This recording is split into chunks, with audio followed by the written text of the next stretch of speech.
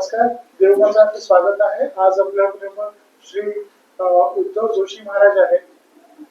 गुरुजी, एक ह्याच्यामध्ये काकांनी प्रश्न दिलेला आहे की गुरु सद्गुरु दुसरं त्यांच्यामध्ये कसं डिफरन्शिएशन कसं होतं. त्याच्यानंतर दुसरा प्रश्न होता की आपण परिव्राजकाचार्य ही जी पदवी लावली जाते काही गुरुच्या नावासमोर, ते काय आहे. आणखीन एक मेजर दुसरा होता की मनापासून विद्यार्थ्यांनी सांगितलं की जेव्हा गुरु हयात असतात तेव्हा तुम्ही जाऊन त्यांचं फिजिकल दर्शन घ्या, पण जेव्हा ते हयात नसतात, त्यांनी देह सोडला असतो, त्यावेळेला त्यांची शक्ती अनेक पटीने वाढते आणि तुम्ही त्यांना कधीही त्यांचा आरोहून त्यांच्याकडनं तुम्ही कृपा आशीर्वाद घेऊ शकता. त्याच्याबद्दल जरा सांगा. जय जय रघुवीर समर्थ. गुरु आणि सद्गुरु, गुरुचे वेगवेगळे प्रकार आहेत. मानसिक जगामध्ये, व्यावहारिक जगामध्ये आणि आध्यात्मिक जगामध्ये हे गुरुच्या ज्या संज्ञा आहेत ह्या वेगळ्या वेगळ्या आहेत. का तर त्याचं कार्य त्या त्या पद्धतीनं वेगळं आहे. मानसिक जगातले जे गुरु आहेत, जे शिक्षक आपण म्हणतो, शाळेमधले शिक्षक असतील, शाळेमधले शिक्षक हे तुमच्या गुरुपौर्णिमेला त्यांचे ज्ञानदान करतात म्हणून तिथं पूजा केली जाते. परंतु हे जे गुरु आहेत हे सगळे तुमचे उद्धारक आहेत का, तर निश्चित अर्थानं नाही आहेत. मग उद्धारक कोण आहे? आपले आई वडील सुद्धा आपले गुरुच आहेत. रामदास स्वामींनी सांगितले, आपुले माता आणि पिता हे गुरुची तत्वता, परी पहिलपार व्हाविता गुरु वेगळा असे. हे आई वडील सुद्धा हे जे आहेत, आपल्या जन्माला त्यांनी घातलेलं आहे, लहानाचं मोठं केलेलं आहे, आपल्याला संस्कार दिलेले आहेत, हे गुरुच आहेत आपले. कारण त्यांनी सांगितल्याप्रमाणे आपण आचरण करत असतो आणि जीवनामध्ये यशस्वी होत असतो. तर गुरु ही संज्ञा जी आहे, अगदी लहानात लहान जरी अर्थ पाहिला तरी काय अर्थ निघू शकतो की आपल्या मार्गक्रमणा करताना आपल्याला कशा पद्धतीने आपण प्रशस्त होऊ यासाठी प्रयत्न करणारे म्हणजे गुरु आहे.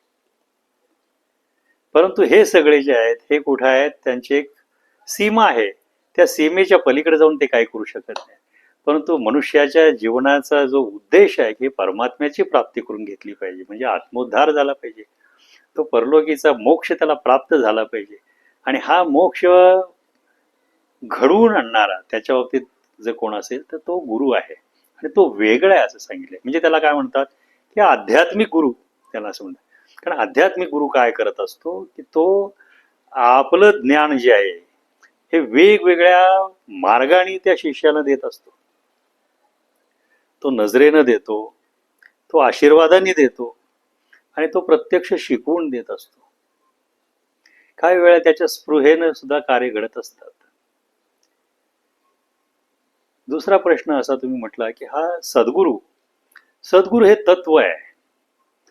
हा पहिला गोष्ट जी आहे हे मनामध्ये बिंबली पाहिजे. सद्गुरु हे काय आहे, तत्व आहे. आणि हे कसं आहे तर निर्गुण निराकार तत्व आहे. म्हणजे काय की त्याला कोणताही आकार नाहीये, त्याला कोणताही गुण चिटकत नाहीये, असं हे तत्व आहे. ह्या सचराचरावरती त्याची सत्ता चालते. ही दैवत सुद्धा ज्याच्या अंकित आहेत, ब्रह्मा विष्णू महेश यांना सुद्धा कल्पांती जाण आहे. परंतु सद्गुरु जे तत्व आहे याला कुठेही जाणं नाही आणि येणं नाहीये. त्याचा आधी तुम्हाला कळत नाही, मध्य कळत नाही, अंतही नाहीये त्याला. असं हे तत्व, याची सर्व विश्वावरती सत्ता चालते. विश्वाच्या पलीकडे सुद्धा त्याचीच सत्ता चालते. ते तत्व म्हणजे सद्गुरु तत्व आहे. आणि हे तत्व सर्वांच्या मध्ये समान भरलेलं आहे. मग असं असेल तर तुमच्यामध्ये जेवढं भरलेलं आहे तेवढंच माझ्यामध्ये भरलेलं आहे, तेच इतरांच्या मध्ये भरलेलं आहे, तेच ह्या खुर्चीमध्ये सुद्धा भरलेलं आहे. सर्वत्र समान भरलेलं आहे. आपल्याला वाटतं हे तर अचेतन आहे, हलू शकत नाही जागचे, ह्याच्यामध्ये कसं काय असू शकेल. परंतु तुम्हाला क्वांटम फिजिक्सचा नियम पाठीमागच्या वेळी मी सांगितलेला होता. हे खुर्ची सुद्धा ही कशी आहे, हे चैतन्य घन आहे. याची सुद्धा उत्पत्ती कशापासून झाली तर मटेरियल पासून झालेले. आणि मटेरियल कशापासून बनलेले आहेत तर प्रोटॉन, इलेक्ट्रॉन्स, न्यूट्रॉन्स पासून बनलेले आहेत, ॲटम पासून बनलेले आहेत. आणि हे प्रोटॉन इलेक्ट्रॉन न्यूट्रॉन्सच्या आतमध्ये तुम्ही पाहाल तर काय आहे, it is in the form of waves, एनर्जीच्या फॉर्ममध्ये हे आहे. म्हणजे ही खुर्ची आणि आपल्यामध्ये सुद्धा काय आहेत, एनर्जी वेव्स आहेत. म्हणजे हे सगळं काय आहे, हे चैतन्य घन आहे. जे दिसते आणि जे दिसत नाही ते सर्व काय आहे, हे चैतन्य घन आहे. सगळ्यांच्या मध्ये काय आहे, समान जे भरलेलं तत्व आहे ते सद्गुरु तत्व आहे. गुरु म्हणजे काय, तर गुरु तुम्ही हा देहानं बघता, हे माध्यम आहे तुमच्यापर्यंत पोहोचण्याचं. का तर त्याला आशीर्वादित केलेलं आहे, त्याच्याकडे प्रासादिकता दिलेली आहे. कोणी दिलेली आहे, सद्गुरूंनी दिलेली आहे. कळलं का? सद्गुरू म्हणजे कोण आहे, हे निर्गुण निराकार तत्व आहे. हे जे मालिकेत आपण बसलेलो आहोत, हे मालिकेत का बसलेलो आपण, कारण काय की त्याची कृपा आहे हे कार्य तुमच्या हातून पुढे घडावं. म्हणून सद्गुरू जे आहे, हा देह याला सद्गुरू समजणं हे थोडंसं चुकीचं होऊ शकतं. परंतु जर त्या गुरुचाही हा भाव असेल, हा देह सुद्धा त्याचाच आहे, माझं अस्तित्व शून्य आहे, याच्यामध्ये जे कार्य करतंय ते सगळं सद्गुरू तत्वच कार्य करतंय. म्हणजे हा देह सुद्धा सद्गुरूचाच आहे. मग गुरु आणि सद्गुरू मध्ये काय फरक उरला का, निश्चित नाही उरलेला. त्यामुळं हा मनामध्ये भेद आणणं हे सुद्धा चुकीचं आहे. गुरुच्या मुखातून पडलेली प्रत्येक शब्द जे आहे मंत्राचं कार्य करतात, असं पाठीमागे मी सांगितलेलं आहे. म्हणजे काय की उद्धाराचं कारण जे असेल ते या मुखातून बाहेर पडलेले शब्द आहेत. म्हणजे हे शब्द जे आहे ते खम ब्रह्म आहे, लक्षात ठेवा. आणि ब्रह्म जे आहे ते काय, शस्त्र आहे, हे दुधारी शस्त्र आहे. तुम्हाला जशा पद्धतीनं वापरायचं तशा पद्धतीने तुम्ही वापरू शकता, ते कार्य करणार. आणि का करतं कार्य, कारण याच्यावरती सत्ता जी आहे ती सद्गुरूची चालते, आणि सद्गुरू हे तत्व आहे. त्यामुळं गुरु सद्गुरू हा भेद मनामध्ये आणूच नयेत. ज्यावेळी आपण गुरुला गुरु मानतो त्यावेळी त्याच्यामध्ये सद्गुरू तत्व जागृत आहे हे तुम्हाला माहिती असतं, म्हणून तुम्ही त्याला गुरु म्हणता. नाही तर रस्त्यावर जे जाणाऱ्या माणसाला तुम्ही गुरु मानणार नाहीयेत. मग असं जर असेल तर तुम्हाला हा भेद मनामध्ये का यावा, तर खऱ्या अर्थानं हा भेद नाहीच आहे. हा भेद मनात येतो म्हणजे आपण काय करतो, अजून देहातीत आहोत. विचार आपले सगळे देहातीत आहेत आणि म्हणून हे विचार येतात. परंतु यावेळेला आपल्याला समजतं की हे सगळ्यांच्या मध्ये, सचराचरामध्ये सद्गुरू तत्व भरलेलं आहे. तुमच्यामध्ये पण भरले, माझ्यात भरले, सर्वांच्या मध्ये भरलेला आहे. त्यावेळे हा भेद मनामध्ये येणार नाहीये. आणि मला वाटतं तुमच्या ह्या प्रश्नाचं निराकरण झालेलं आहे. आता दुसरा प्रश्न जो आहे तो परमहंस हे असं बिरुद पाठीमागं लावलं जातं.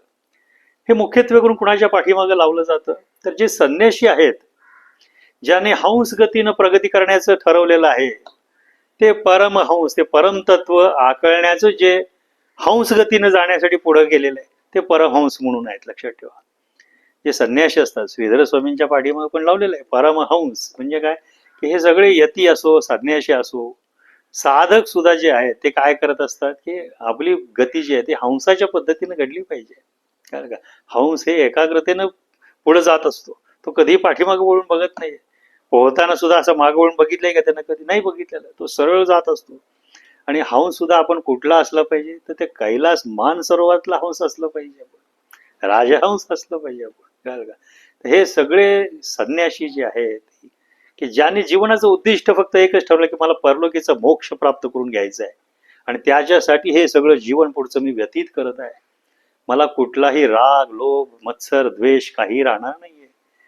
मला अपपर भाव कुठलाही राहणार नाहीये. आणि म्हणून निर्ममेती, माझं काही नाहीये.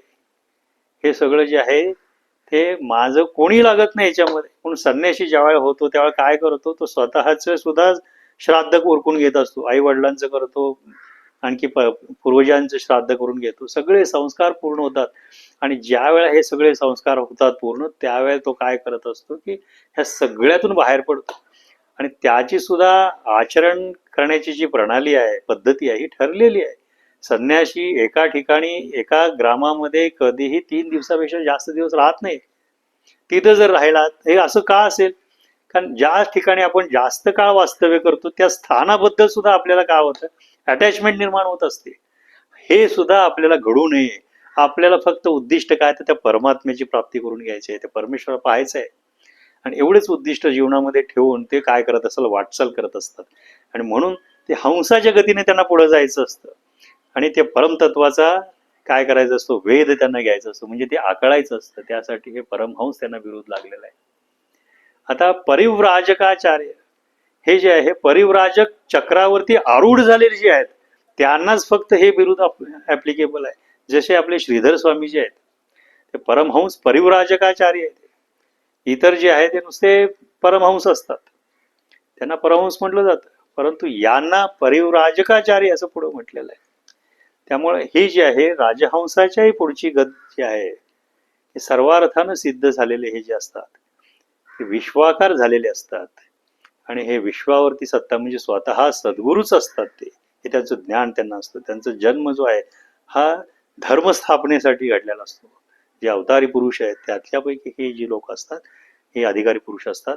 त्यांच्या पाठीमागे अशा पद्धतीने हे विरोध लागलेला असतं. म्हणून संन्यासी जे आहेत त्यांच्या पाठीमागं परमहंस हे लावतातच. ते जे संन्यास दीक्षा घेतात त्यांना परमहंस ही पदवी लावलेली असते. ते अशा पद्धतीने हे आहे. आणि गुरुपौर्णिमा आता जवळ येते, त्यामुळे हे विषय अतिशय सुंदर तुम्ही प्रश्न समोर मांडलेले आहेत. तर गुरु हे जे आहे हे तत्व आहे. गुकार हा अंधकारस्य, रुकार हा तेजस मार्गेन. अंधकारापासून तेजस मार्गाला घेऊन जाणारा प्रवाह म्हणजे गुरु आहे. म्हणजे काय की जीवनाचं सोनं जे काय करण्याचं कार्य कोण करत असेल तर तो गुरु करत असतो.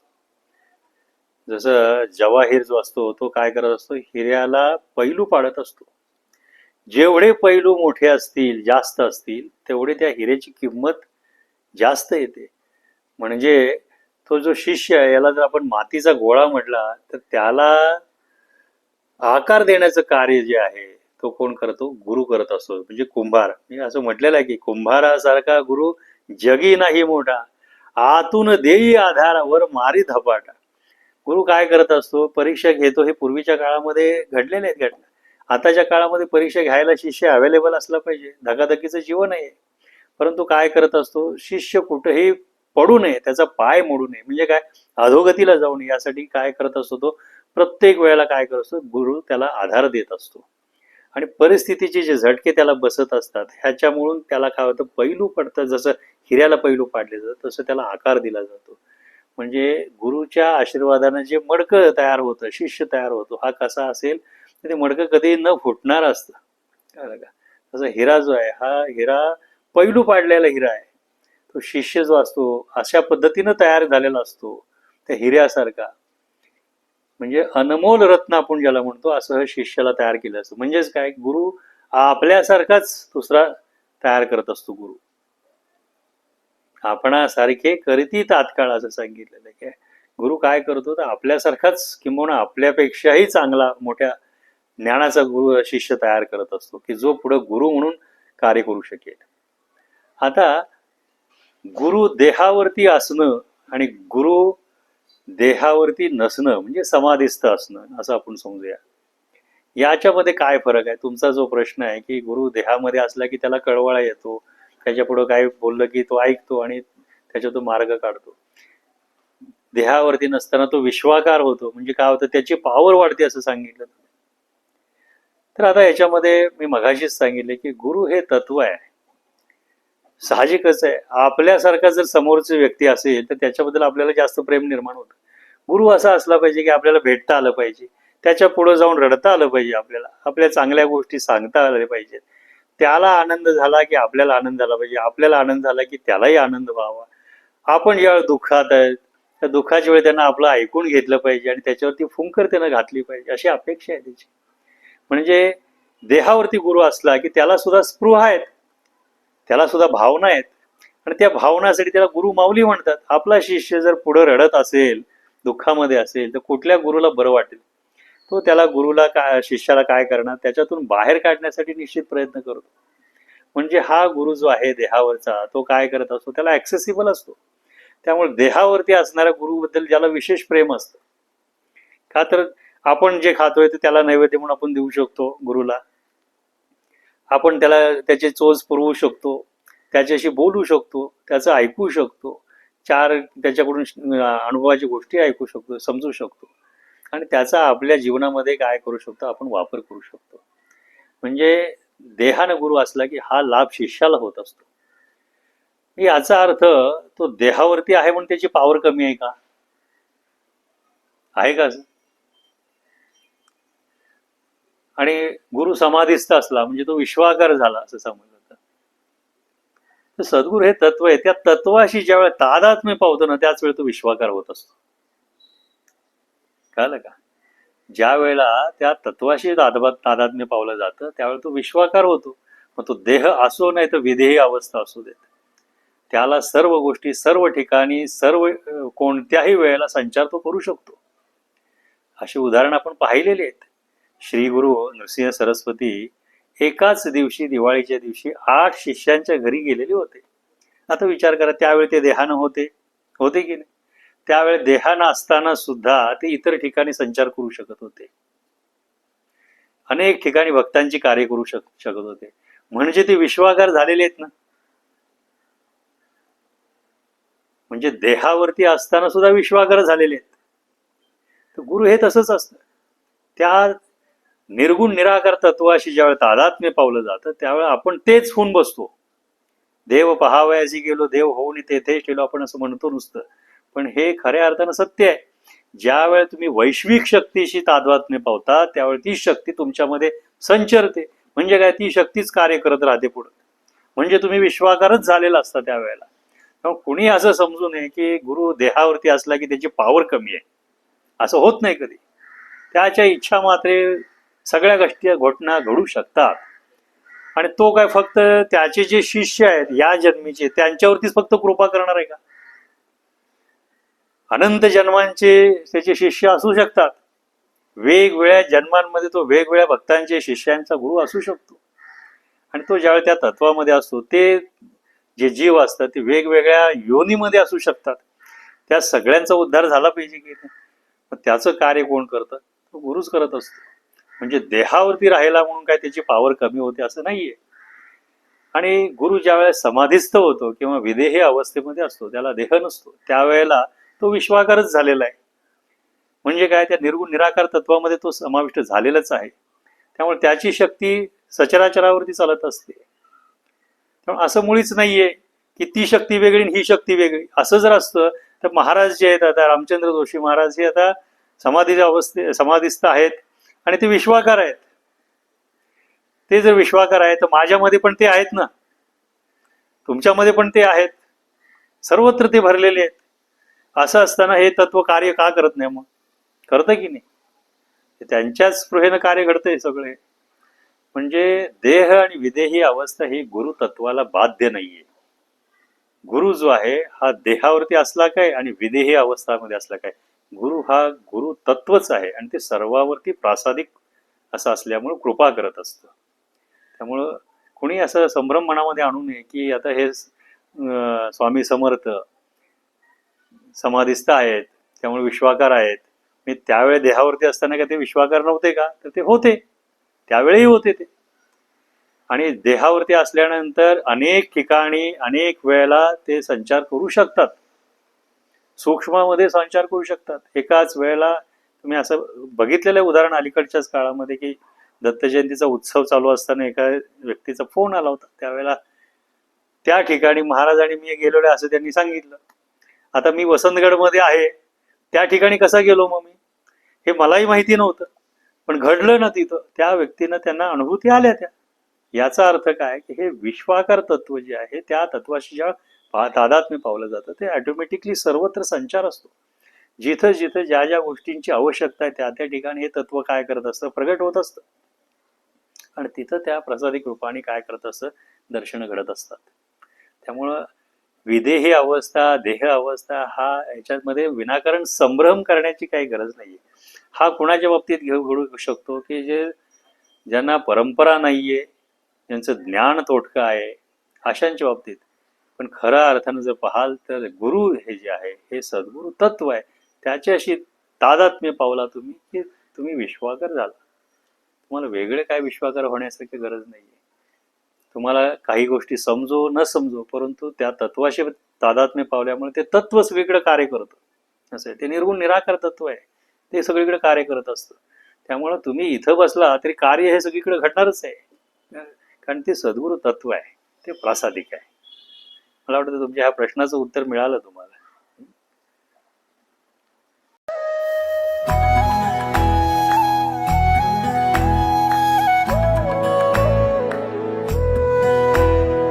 अध्यात्मावर अशीच माहिती मिळवण्यासाठी देव माझा चॅनलला सबस्क्राईब करा